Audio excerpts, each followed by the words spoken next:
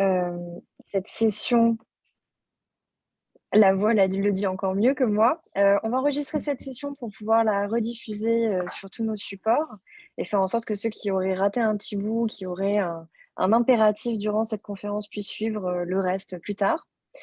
L'idée, c'est de peut-être démarrer maintenant. Qu'est-ce que vous en pensez? Je demande à toute l'équipe. Je vois des hochements de tête, ça veut dire oui. Oui, moi, Euh, on est dans les starting blocks, Ils sont Marie-France prêts, aussi. ils sont prêts, ils sont chauds, ils sont là. Attention, On y je va. vous présente aujourd'hui donc toute l'équipe qui va répondre à des questions vraiment pratico-pratiques sur le recrutement des commerciaux. Donc nous avons Éric Vernier du cabinet de recrutement de dirigeants et commerciaux The Best of Human, Christophe qui est directeur commercial et qui a fait un parcours service et IT, qui se présentera un petit peu plus après, et Daniel, qui est formateur en management de la performance, notamment pour la marque myperformance.fr. L'idée, c'est qu'à la sortie en fait de ce livre blanc dont vous avez certainement tous entendu parler, qui est la théorie des fauves, on a voulu vous proposer un contenu autour du recrutement des commerciaux. Et donc, je vais laisser les personnes ici présentes prendre la main. Si vous avez des questions durant la présentation, n'hésitez pas à les poser dans l'outil Converser. Je me chargerai d'y répondre autant que possible. Eh bien, en tout cas, je reprends la main et je vais la passer immédiatement à Daniel, puisque Daniel est également donc, formateur sur la partie commerciale, management commercial, il se présentera, mais également il est président des DCF, des dirigeants commerciaux de France. Et c'était intéressant, effectivement, d'en discuter, de profiter de cette théorie des fauves pour échanger sur quelque chose qui est de prévoir l'avenir, certes, mais justement, si je prévois l'avenir, demain, je serai un commercial. Là, on va parler de la théorie des fauves et on va parler également du fait qu'effectivement, j'ai toujours voulu être un commercial, et c'est ce que vous avez sous l'affichage de Daniel. Daniel, est-ce que tu peux permettre quelques mots? Enfin, je te laisse présenter les DCF, si tu peux en parler un peu. Alors, très rapidement, les DCF, c'est un mouvement national qui a plus de 90 ans et qui regroupe donc les dirigeants commerciaux de France, donc dirigeants d'entreprise et managers commerciaux. La vocation des DCF, elle est simple. Alors, notre ADN, c'est de renforcer l'attractivité de la fonction commerciale. En France, on a besoin de commerciaux, on en manque cruellement. Et donc, l'une de nos missions, effectivement, c'est de valoriser ces métiers au sein des entreprises à travers nos actions. Donc, pour favoriser les reconversions et pourquoi pas donner envie à de jeunes talents de rejoindre ces métiers fantastiques. Et donc, moi, j'ai la grande chance d'être effectivement président de ce mouvement sur les Bouches-du-Rhône, dans lequel, voilà, ce visuel qui vous est présenté et qui est derrière moi a fait l'objet d'une très belle campagne de communication au printemps 2021 et qui, voilà, en quelques mots, retrace tout ce que je vous ai dit. On veut attirer des commerciaux. Donc, pourquoi pas être commercial demain quand on sera grand. Voilà. Donc, en tout cas, nos actions, elles visent à vraiment densifier la population de commerciaux en France. Voilà, en 2 mots.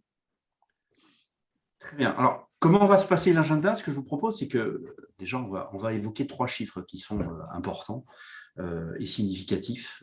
Et on parlera de la théorie des fauves, hein, je prévois une dizaine de minutes, et surtout, on échangera sur les points de vue des experts, et chacun donnera justement ces 3 trucs et astuces à vision pratique pour recruter des commerciaux. Premier chiffre, 100 000. Qu'est-ce que c'est? C'est moi qui ai le plus gros, c'est ça le chiffre, hein. En fait, 100 000, c'est le chiffre, malheureusement, qu'on véhicule chaque année au sein des DCF. C'est quoi 100 000? C'est plus de 100 000 postes de commerciaux non pourvus en France. Et on voilà. verra, Je pense que ça dit tout. Exactement. 40%, en fait, c'est le nombre de commerciaux qui répondent jamais à des annonces. C'est-à-dire que si vous recrutez des commerciaux et que vous passez des annonces, ça n'est pas suffisant puisque 40% d'entre eux ne les verront même pas. Ils sont juste à l'écoute du marché et ouverts à ce qu'on les appelle directement, d'où parfois aussi l'utilité d'un cabinet. Ouais, et le dernier chiffre, c'est 23 mois. C'est l'ancienneté moyenne d'un commercial dans une équipe commerciale.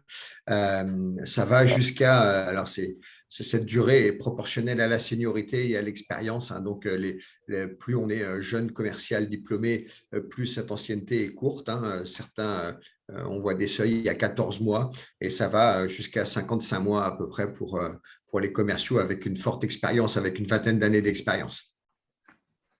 Sachant que le turnover des commerciaux, de toute façon, est toujours plus court que celle des autres fonctions, et ce qui veut dire qu'on est toujours en recrutement de commerciaux. Alors, parlons de cette théorie des fauves, effectivement, qui était pour expliquer le fait que recruter des commerciaux, oui, c'est difficile. On ne va pas se le cacher, d'où cette théorie. Choisir le bon terrain, le bon profil et la bonne personne, c'est se poser les bonnes questions, et c'est ça que veut illustrer la théorie des fauves. En fait, ça vient de l'expérience. Beaucoup de mes clients viennent vers moi en disant « Tiens, je veux un commercial. » Et OK, tu cherches quoi? Ouais, je veux un chasseur, le fameux chasseur. Le chasseur, c'est quoi? Alors, à ce moment-là, je propose, est-ce que finalement, c'est un lion que tu cherches? Ouais, c'est ça, c'est un lion. Et pourquoi la théorie des fauves? Puisque vous allez voir qu'on part d'un postulat qui est erroné et on arrive sur des mauvais recrutements, puisque déjà, par essence, le fauve, le lion, c'est le roi des chasseurs, le roi des fauves, et en fait, ce sont les lionnes qui chassent. Il faut le prendre en compte, hein. Donc, du coup, il faut aller un petit peu plus loin que ça. Et si on va plus loin, si on se dit que ce sont les lionnes qui chassent, déjà, on se rend compte que ce sont des bons fauves, des bons chasseurs, des bonnes chasseuses, mais qu'on peut aller encore plus loin, que finalement, pourquoi pas autre chose? Pourquoi pas un fauve qui serait un tigre, un guépard, une panthère? Pourquoi pas? Et en fait, c'est là où cette théorie des fauves a juste ce bénéfice d'amener à la réflexion en disant « mais oui, il existe plein de sortes de commerciaux. » Et qu'est-ce qui m'est nécessaire? Alors, si j'analyse les fauves, je me rends compte que chaque fauve a des particularités, l'agilité, la patience, le camouflage, la vitesse, et que vous allez voir que chaque fauve est adapté à un terrain particulier. C'est la même chose dans les entreprises. Donc, le beau fauve adapté au bon territoire. Et si je prends l'exemple du guépard, alors c'est super, parce que le guépard, c'est celui qui a le plus bon taux de transformation. En termes de ratio de transformation, il signe 6 contrats sur 10, 60% de réussite. Il attrape 63 sur 10. C'est énorme. Et en même temps, on va se dire, c'est lui finalement le meilleur chasseur. Ouais, mais ce guépard-là, si je le mets dans la forêt, il ne court plus. Il ne peut plus atteindre ses 110 km/h, donc il meurt de faim. Ce qui veut bien dire qu'un bon fauve à un bon endroit peut être un mauvais fauve à un mauvais endroit. Et c'est exactement pareil pour les commerciaux, et c'est toute l'illustration de cette théorie des fauves. Donc, on part du terrain. Quel est le terrain? Et c'est, lors d'un recrutement, se poser la bonne question, c'est déjà à qui je vends, comment je le vends, en combien de temps je le vends, pourquoi je le vends, qu'est-ce qui va faire qu'on va acheter mon produit, qu'est-ce qui fait, quel est le besoin de mon client. Et tout ça va amener effectivement à des réflexions. On a certains secteurs d'activité où on peut avoir des réflexes qui sont un peu pareils, mais par contre, il sera plus difficile, par exemple, de prendre un commercial qui vend à la clientèle du BTP, les artisans sur les chantiers, et de l'envoyer vendre du soft, par exemple, à des comptables. Donc, ce n'est pas le même type de clientèle, ce n'est pas forcément le même type de relation. Donc, tout n'est pas forcément transposable. Donc, oui, ne faites pas chasser le guépard dans la forêt et trouvez quel est votre terrain fertile pour trouver l'animal qui sera le mieux adapté à vos clients. Donc voilà, c'est ça la réflexion, hein. C'est l'amener sur finalement à qui je vends, comment je vends, etc. Et tout ça, c'est pour résumer que finalement, on n'est pas sur des chasseurs. Déjà, on peut aller déjà plus loin, chasseurs, développeurs, éleveurs, et on peut aller encore plus loin. Je vends à qui? B2B, B2C, B2B2C. C'est-à-dire, je vends à des professionnels, à des grands comptes, à des petits comptes. En B2C, je vends à des particuliers, mais je peux vendre aussi à des détaillants qui eux-mêmes revendent à des particuliers. Je peux vendre en vente longue, en vente courte.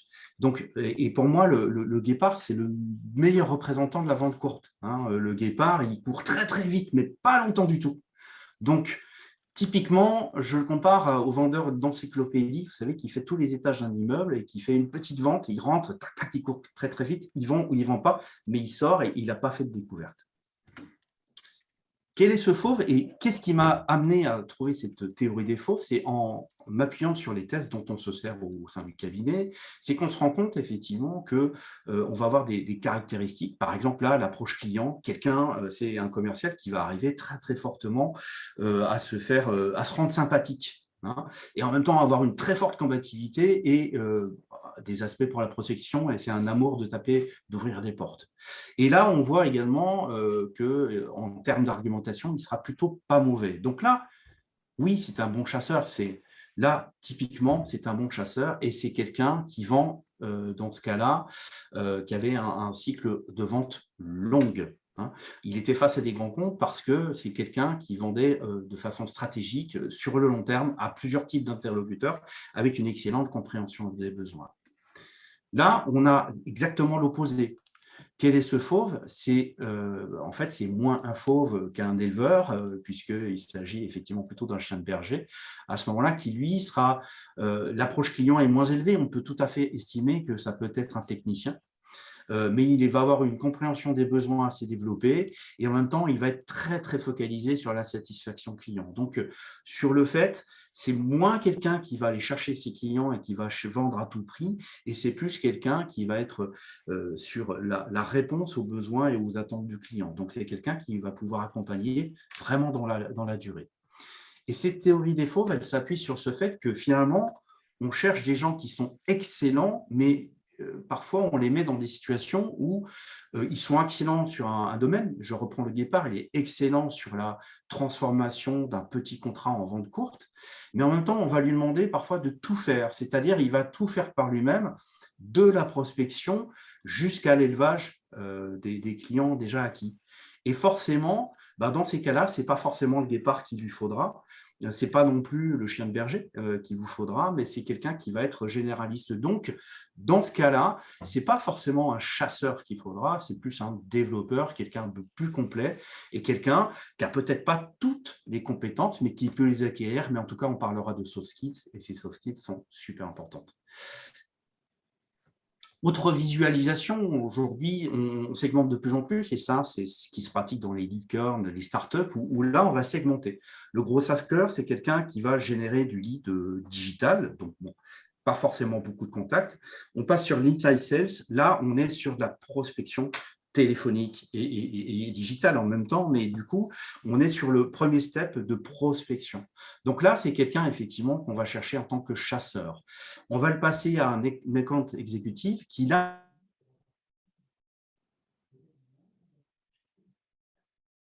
lui, aura beaucoup plus d'écoute. Peut-être qu'il va amener à la transformation et à la signature. Et derrière, on a l'account manager qui va être capable de suivre des grands comptes, de les renseigner, de les satisfaire. Mais en même temps, le customer success manager, lui, il va faire du upselling, du cross-selling, c'est-à-dire il va vendre un petit peu plus de produits et en même temps d'autres gammes de produits. Donc, c'est vraiment quelqu'un qui va accompagner. Et le tout, effectivement, dans le but de la satisfaction client. C'était ça pour illustrer cette théorie des fauves que vous pourrez retrouver sur théoriedesfauves.com. En téléchargeant le livre blanc, vous verrez plusieurs articles et dont tout le monde cherche des chasseurs.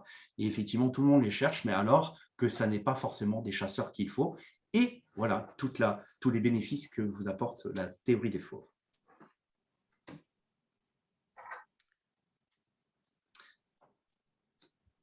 Ce que je souhaitais illustrer, effectivement, c'était refaire un tour de table accompagné de Marie, qui nous rejoindra. Et donc, Oui, pardon. Marie. Oui, du coup, l'idée, c'était un peu de faire un tour, de peut-être poser quelques questions à chacun d'entre vous, si vous êtes d'accord. Christophe, quel est ton parcours? On commence par moi, d'accord. Merci alors. Moi, c'est très simple. J'ai démarré ma carrière dans la fonction commerciale il y a à peu près 25 ans et je suis arrivé très rapidement sur le marché de l'informatique et des télécoms. J'ai toujours eu un attrait un peu spécifique pour la technologie d'une manière générale. Donc voilà, il n'y avait pas de grande surprise pour moi. Et depuis une quinzaine d'années, j'ai accédé à des fonctions de management. Et la dernière équipe que j'avais sous ma direction était composée au plus haut de 54 commerciaux et de 9 chefs des ventes répartis sur toute la France. Voilà. rapidement. Ok, du coup, je voulais en savoir un peu plus sur ce que tu avais fait en tant que directeur commercial et plus spécifiquement, tu as fait un appel à un cabinet déjà et pourquoi? Exactement. Alors, j'ai eu l'occasion de faire appel à un cabinet. Je vais vous repréciser un petit peu le contexte, notamment dans cet exemple-là. La société avait une croissance soutenue qu'il fallait pérenniser malgré l'érosion des revenus et des marges sur les services. Donc, ça impliquait un fort besoin de recrutement en commerciaux pour maintenir ce niveau de performance-là, et donc avec un objectif de doublement des effectifs en un an. Deux axes pour doubler ces effectifs: recruter, ça c'est le premier, et le deuxième, c'est stabiliser les équipes qui sont déjà en place et ne pas les déséquilibrer.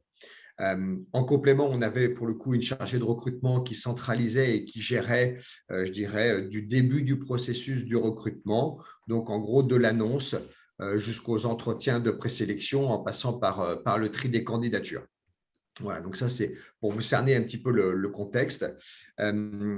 On a une croyance malgré tout qui nous a limités et qu'on rencontre aujourd'hui dans beaucoup d'entreprises, c'est qu'on pense qu'on est capable d'attirer des candidats à haut potentiel dans un contexte de marché tendu.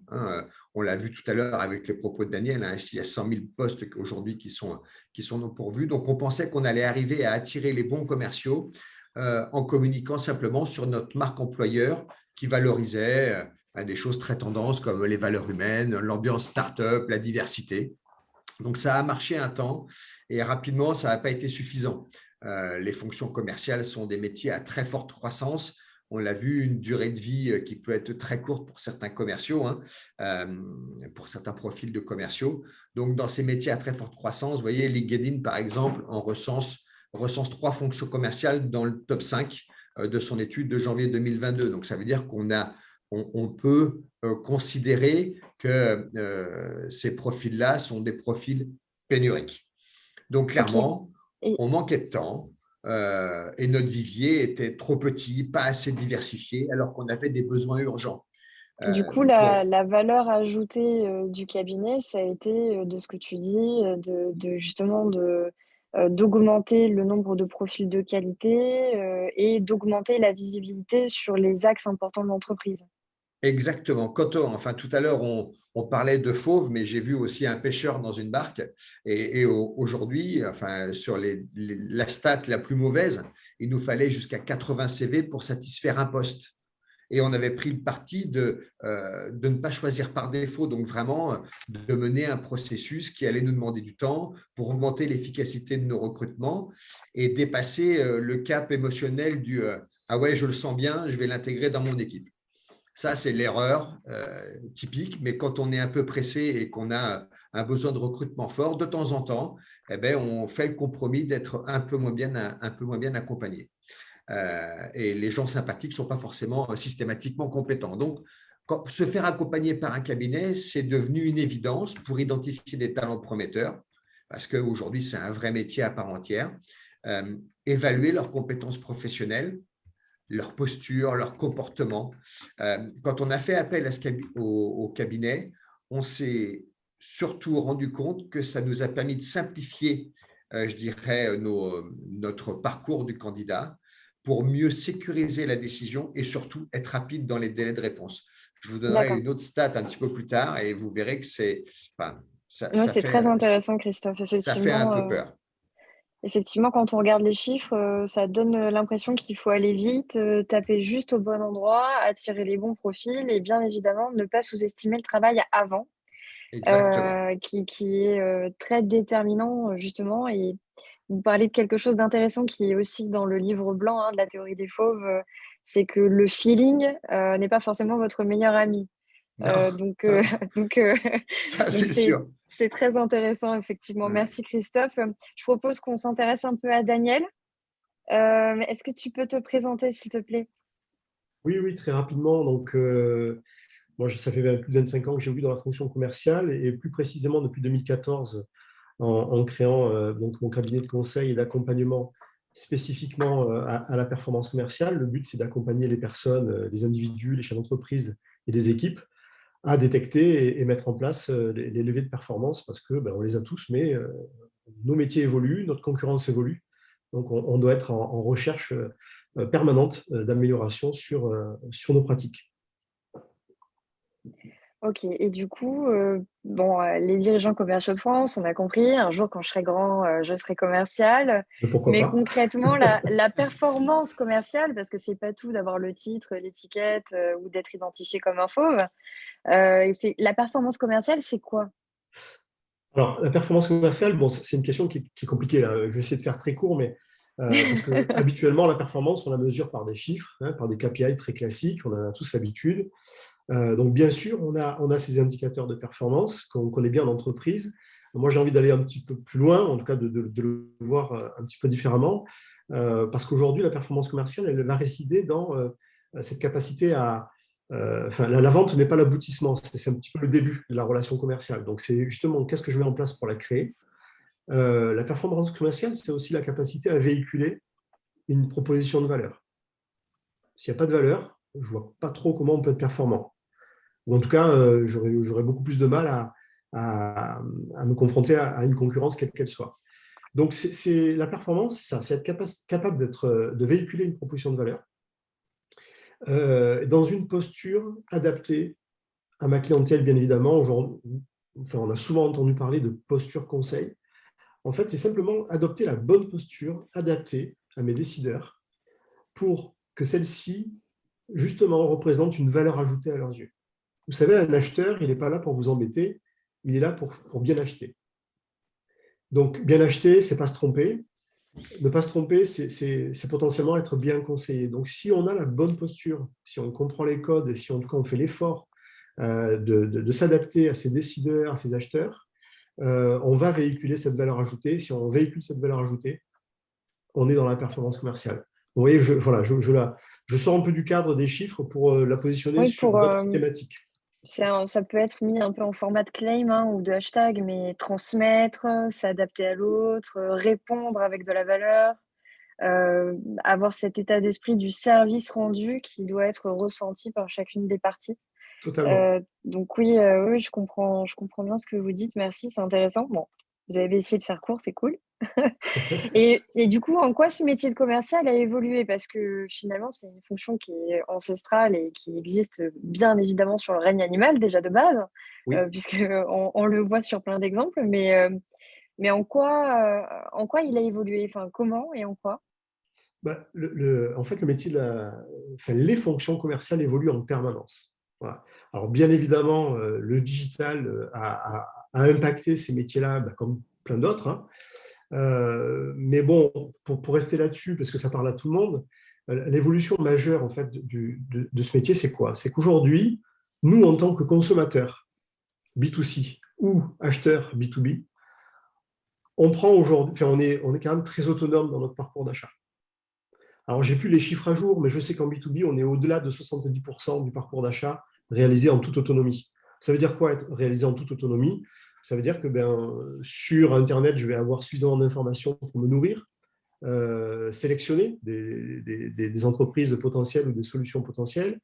J'ai mon réseau. Bon, bref, je vais donc agir. Et puis, en B2C, je crois que voilà, on est tous consommateurs de produits, de services et on fait tout seul avec notre téléphone, nos sites web et on n'a pas forcément quelqu'un en face de nous. Donc, ça démontre bien que ces nouvelles pratiques d'achat, en tout cas ces nouveaux outils qui ont été mis à notre disposition, ils nous facilitent la vie, mais ils ont révolutionné la manière de vendre. Donc, ça veut dire qu'aujourd'hui, si un commercial n'est pas en capacité de s'adapter ou en tout cas de prendre la mesure de cet impact-là, il est mort. C'est-à-dire qu'il ne sera pas du tout, on parlait de performance, il sera déjà plus performant, mais surtout, il n'a plus de raison d'être. Donc, il faut absolument, voilà, la fonction commerciale de se positionner comme porteuse de valeur et une valeur forcément différenciante de tous les canaux que je viens de citer et qui nous rend autonomes aujourd'hui dans notre démarche d'achat. Écoutez, en fait, tu m'emboîtes le pas sur la question suivante, qui était quels sont les ingrédients du commercial pour que ce soit une réussite. Je vais simplement, je trouve que c'est intéressant d'un point de vue analogique par rapport à ce que tu dis. On comprend qu'en fait, c'est le terrain de jeu qui a évolué. et que c'est le mode de fonctionnement de la proie aussi qui a évolué. Et on rejoint ce que tu disais tout à l'heure sur la performance, où tu dis c'est l'adaptation qui prime. Donc, si je dois bien résumer sur la partie ingrédients clés que tu as pu citer, j'ai l'impression que le maître mot, c'est l'adaptation. Tu en as peut-être d'autres que tu voulais rajouter? Alors, l'adaptation est un mot-clé, effectivement, parce que enfin, il y a, les terrains sont multiples. Je repense à ce qu'a évoqué Eric, mais c'est tout à fait ça, en fait. Les terrains sont multiples et un bon commercial, il peut s'adapter à tous les terrains. Donc oui, il y a l'adaptation. Et je dirais juste un mot de plus, c'est mettre de l'intelligence dans sa démarche commerciale. Alors, c'est pas, attention, il ne faut pas mal l'interpréter, ce propos. C'est pas que la démarche commerciale n'est pas intelligente en général, pas du tout. C'est que c'est quelque chose qu'on véhicule beaucoup au sein des DCF. Pour nous, l'intelligence commerciale, elle reflète tout à fait cette nécessité d'évolution et d'adaptation qu'on doit intégrer aujourd'hui dans les métiers de la fonction commerciale. Et ça s'appuie sur une parfaite expertise technique, hein, de son métier, de son marché, de ses clients, de ses offres, de ses produits, une efficience opérationnelle. Là, on est sur des fondamentaux. On doit être dans de la pratique maîtrisée et de l'intelligence émotionnelle. Ok. Justement parce qu'on n'est pas des machines et si je n'apporte pas quelque chose en plus qu'un bel écran tout plat avec de belles couleurs, là, je vais avoir un petit problème. Si je veux créer de la relation, il y a de l'intelligence émotionnelle qui va rentrer en jeu et je pense qu'on y est tous très sensibles aujourd'hui dans nos démarches d'achat, même en B2B. Alors, du coup, là, on a évoqué un peu effectivement des chiffres avec Christophe, quel est le bon profil ou la bonne recette de fabrication du commercial. Est-ce que, Eric, tu pourrais nous partager je dirais, 3 points clés vraiment pratico-pratiques pour réussir à détecter, enfin, à s'en sortir un peu au milieu de tout ça, s'il te plaît? Oui. Alors, il faut savoir qu'un entretien de recrutement, c'est un entretien de vente. Et ça, je vais vous donner le truc du recruteur. Vous, en tant que recruteur, vous le savez, et le commercial ne le sait pas forcément. Ce qui veut dire qu'on va pouvoir juger de ses réflexes naturels. Et si on fait juste une transposition de l'entretien de vente et de l'entretien de recrutement, on va voir effectivement si c'est quelqu'un qui sait créer l'ambiance, on va voir si c'est quelqu'un qui sait écouter, poser des questions, rebondir sur les objections que vous allez lui faire, closer et repartir avec une date de faire l'entretien. Il ne faut pas être non plus un ayatollah de ces consignes-là, puisque, je vous disais, il est en période naturelle. Mais par contre, effectivement, on voit tout de suite ses appétences, et comme on cherche des soft skills, on voit s'il maîtrise un minimum de technique commerciale et quelque part, s'il a la personnalité qui va correspondre à tout ça. Et il faut savoir aussi prendre du recul parce qu'on parlait de vente courte tout à l'heure. La préparation, c'est moins importante. Hein. La vente courte, c'est quelqu'un qui est là pour closer. Hein. Donc voilà, il faut aussi savoir adapter au fameux terrain dont on parlait tout à l'heure. Premier truc. Deuxième chose, c'est que j'attends d'une personne qu'elle me parle de chiffres.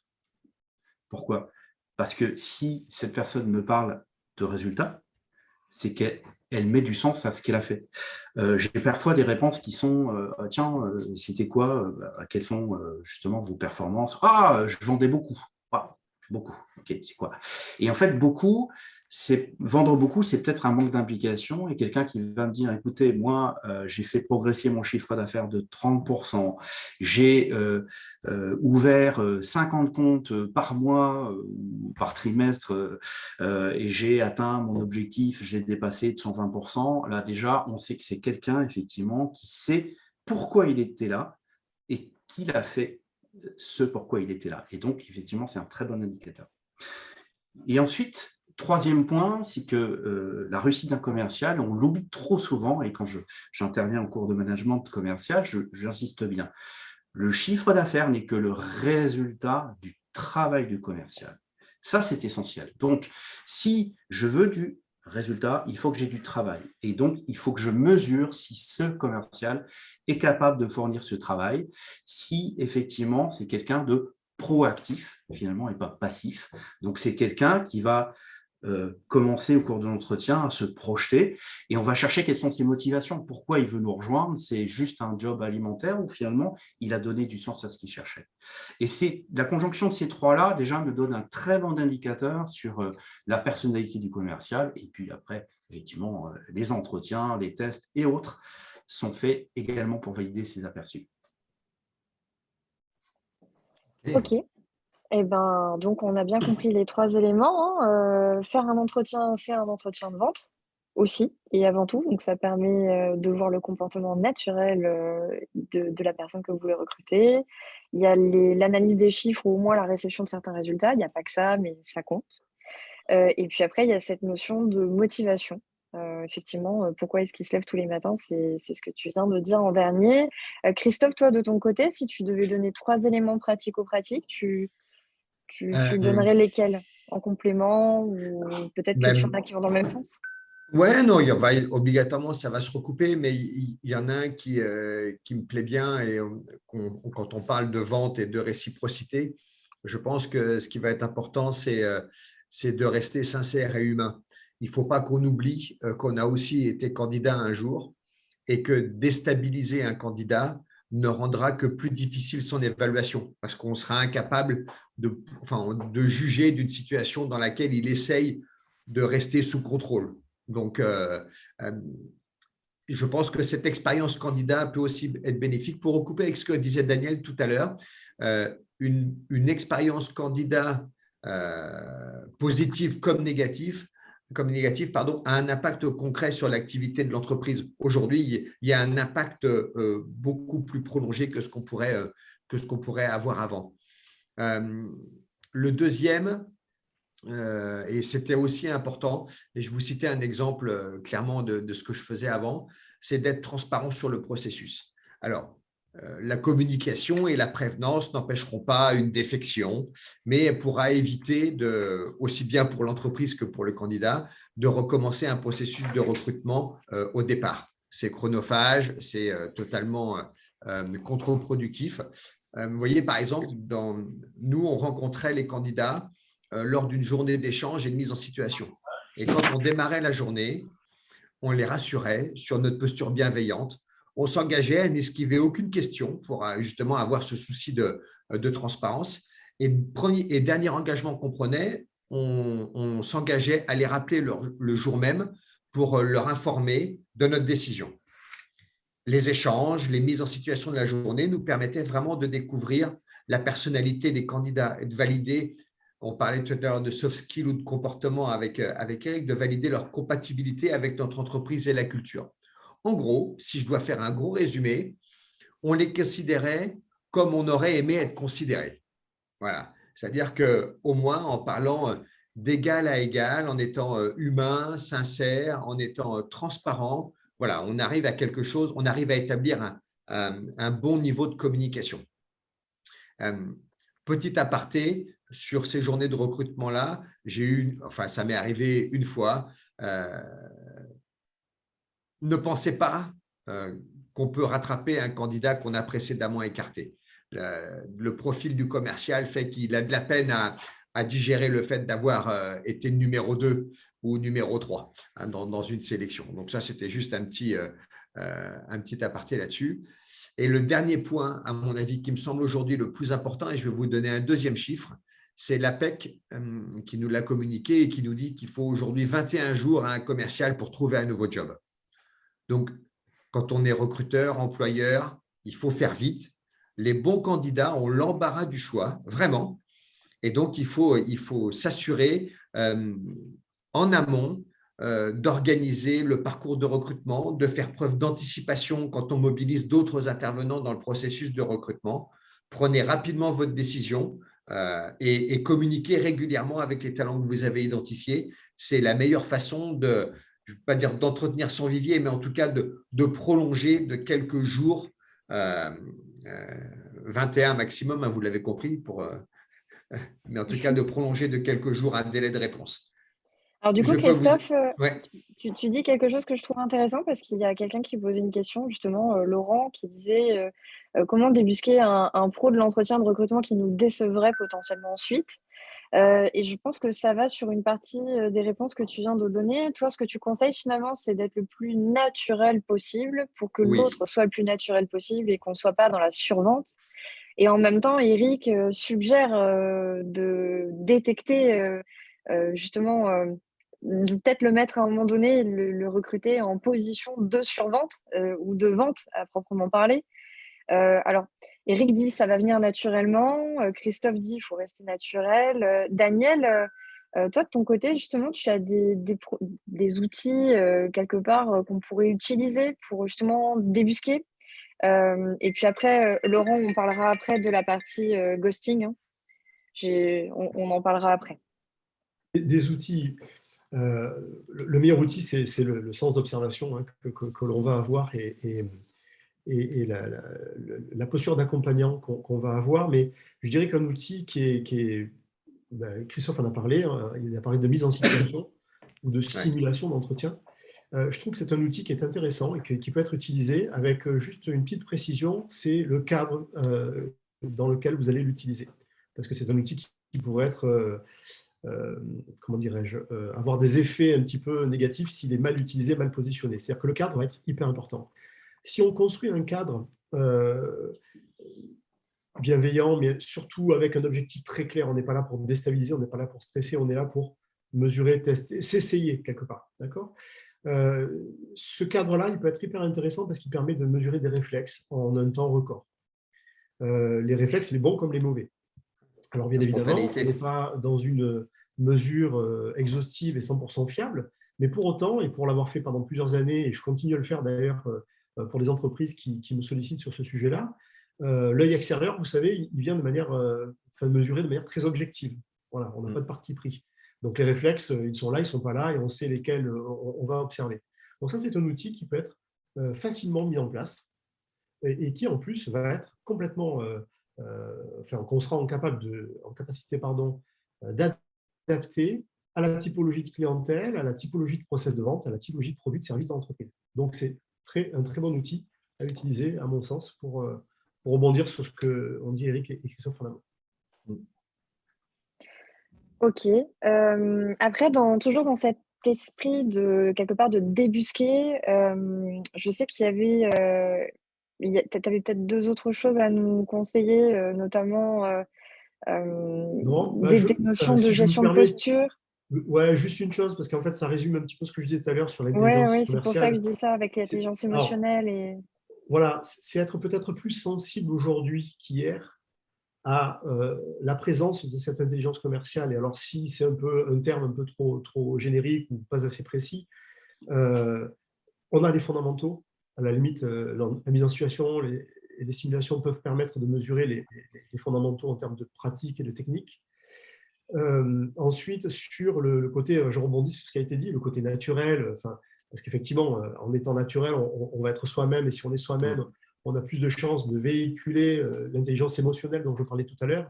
Et bien voilà, c'est être en capacité d'ouvrir je dirais, son sens d'observation, en tout cas ses critères d'observation, pour y intégrer les ingrédients d'intelligence émotionnelle que le candidat va vous proposer. Parce que là, ça veut dire que vous avez potentiellement quelque chose à utiliser.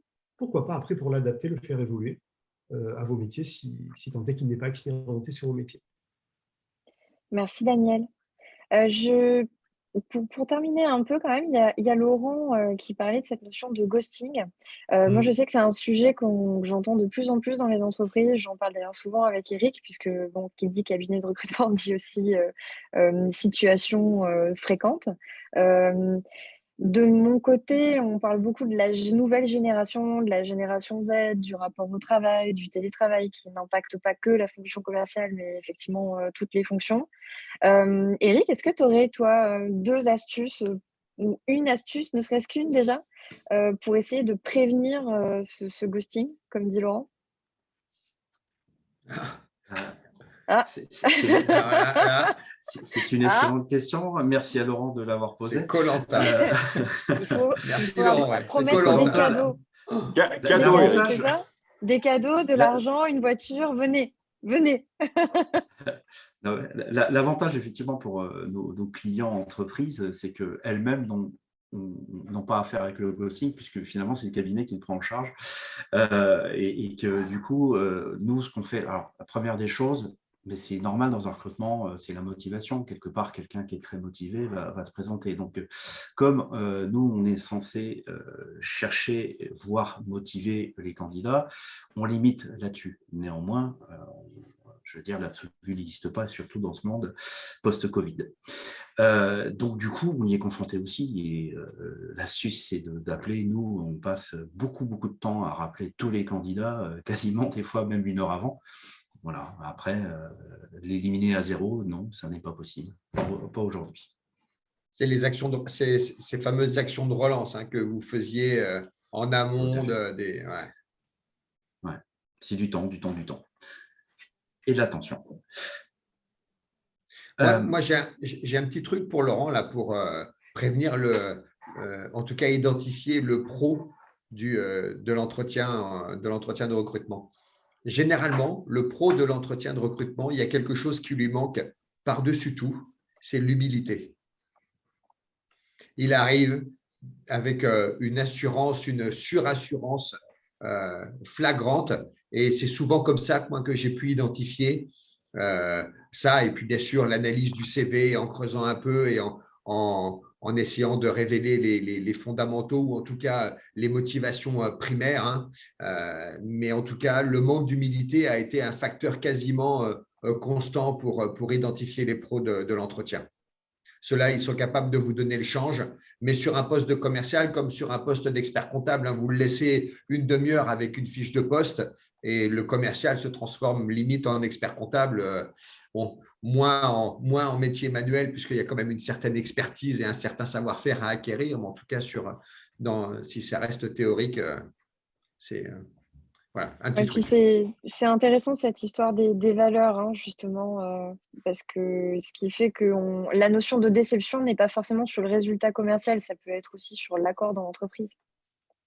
Je vous rejoins, Christophe, excusez-moi de prendre la parole. Ouais, je vous en prie. Je vous rejoins, Christophe, parce que tout à l'heure, vous évoquiez quelque chose qui est intéressant et qui nous est peut-être arrivé à pas mal d'entre nous, c'est le recrutement coup de cœur. Quand il n'est pas étayé, peut générer des déceptions. Ah oui, l'important, c'est vraiment de croiser les avis de plusieurs intervenants. Un mono-intervenant dans un processus de recrutement, on va avoir ce filtre qui n'est pas forcément le bon. Une bonne journée, une mauvaise journée, même pour soi. Il y a des matins où on est bien et où on est, je dirais, prédisposé à entendre certaines choses et d'autres non. Voilà, donc c'est vrai que ce principe-là est, à mon sens, quelque chose à appliquer systématiquement. C'est 2, 3, voire 4 entretiens grand maximum dans le cadre d'un processus pour un profil senior, mais 2, 3, c'est le minimum, que vous ayez au minimum 2, 3 intervenants. Et puis finalement, au final, nous, la ligne stratégique qu'on avait choisie, c'est quand il y a un doute, il n'y a plus de doute. On ne sélectionne pas. Ça paraît très conceptuel, mais quand sinon, à chaque fois qu'on a confronté les avis ou qu'on a essayé de négocier sur un profil, non, mais il est bien, tu vas voir, il va se révéler, c'est sûr, à chaque fois. Enfin, on a eu des très belles surprises et heureusement, la nature humaine fait qu'on a des belles choses, mais dans 9 cas sur 10, du coup, on prenait le Christophe, mur. c'est bien parce que ça permet d'amorcer la conclusion, à moins que Laurent avait une autre question à poser. Déjà ? Non, pas d'autres questions. Ok. Du coup, ça permet d'amorcer effectivement la conclusion parce que l'idée que là tu viens d'évoquer, Christophe, c'est que ok, il ne faut pas écouter son instinct, mais en même temps, si sur la grille il y a certaines cases qui ne sont pas cochées et qu'elles sont importantes, il faut quand même se fier à ça. Mais j'imagine que pour conclure, il y a peut-être des choses importantes que vous pouvez nous donner là, tous ensemble. Je ne sais pas qui veut prendre la parole. Eric ? Je vais reprendre, oui, puisque en fait, c'était le départ de la théorie des faux. Vous me disiez, tiens, je cherche un chasseur, et finalement, ça se traduisait par beau-parleur. Et je retrouve ce côté beau-parleur dans la personne qui manque d'utilité. Et la synthèse de tout ça, c'est qu'un très bon commercial, c'est quelqu'un qui aura des très, très grandes oreilles et une petite bouche. Voilà. Donc, du coup, effectivement, c'est quelqu'un qui va, entre ses grandes oreilles, avoir cette intelligence émotionnelle et cette écoute de façon à comprendre ce dont ses clients ont besoin et à pouvoir restituer en s'adaptant au terrain. Et la formation, de toute façon, vient par faire, il ne faut jamais oublier ça. Hein. Les gens, des candidats à 100% correspondants, ça n'existe pas, on est toujours sur des pourcentages approchants. Donc, de toute façon, Dieu merci, il y a la formation et l'accompagnement et le management. Et notre métier, c'est de trouver des jolies roses, mais aussi, il faut favoriser le terrain dans lequel vont s'épanouir ces jolies roses et de favoriser le terreau. Joliment dit. Est-ce que vous avez autre chose à ajouter? Ouais, je vois Daniel avait un truc à… Daniel avait un truc à dire. Non, c'est une très belle conclusion. Et voilà, moi, un mot-clé, j'aime bien les mots-clés, c'est la sincérité. Voilà, parce qu'en fait, ça rebondit sur ce qu'a dit Christophe et Eric. Ah ouais. Voilà, que ça devrait. ce que la personne mettra en place, si elle veut être performante en vente, elle le fera dans son entretien de vente, c'est la sincérité et dans sa manière d'écouter avec ses grandes oreilles. Et le recruteur a la même posture à adopter que le commercial.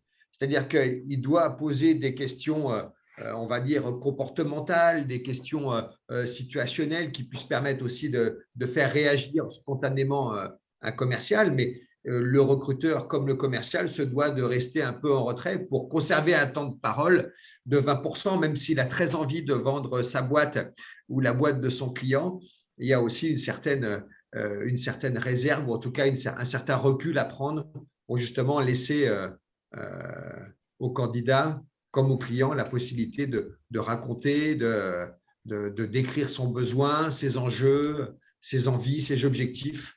Et le recruteur comme le commercial a souvent, enfin, on peut avoir cette faculté à dépasser un peu son temps de parole facilement. Non, mais c'est important. C'est très à propos. Voilà. Donc, pour éviter de dépasser le mien. Exact. Non, mais du coup, pour conclure, ce qui est au-delà de la compétence terrain, effectivement, et du savoir, ça compte.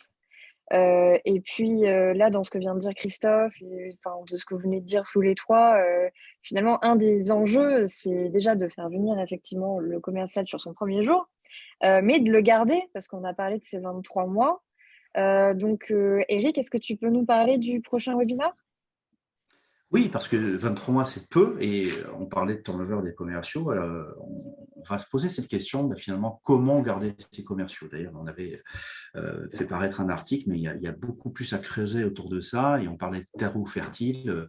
Finalement, il y avait une stat, pour aller sur cette stat, il faut 18 mois pour amortir un commercial. Ça aussi, il faut le prendre en compte. Mais quand il reste 23 mois, c'est-à-dire que finalement, il a rapporté que 5 mois, donc le ROI est long. Plus coûté. Ouais. Et donc voilà, le prochain webinaire sera comment finalement donner un ROI à son investissement, en fait. Sur la stabilisation des équipes, un grand sujet. Exactement.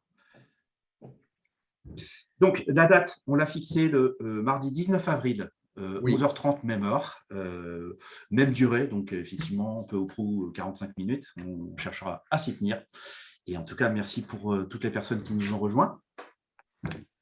Le mot de la fin, Marie? Merci. Eh ben, merci à tous, c'était très intéressant. J'ai hâte de suivre le prochain webinaire. Suite au prochain épisode. Voilà, j'ai vu que certains avaient mis leur adresse email pour recevoir la vidéo. N'hésitez pas à mettre vos coordonnées dans la conversation pour le recevoir. On vous enverra un email personnalisé avec le lien. Merci à tous. Merci, bonne fin de journée. Merci, au revoir. Au revoir.